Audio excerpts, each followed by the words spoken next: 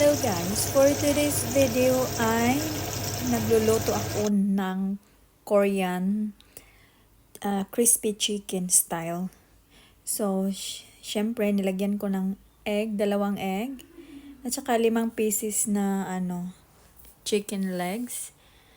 And then may Korean breadcrumbs tayo, Korean style breadcrumbs.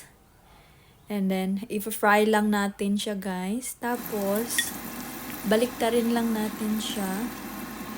And then, ayan.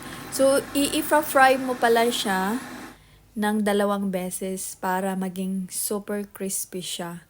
At, masarap. So, ito na nga guys. Tinikman ko na siya. At yes, super yummy. I-try nyo. Ibang klase din. Hindi lang Filipino style yung fried chicken. At gustong-gusto ng mga bata guys. Thank you.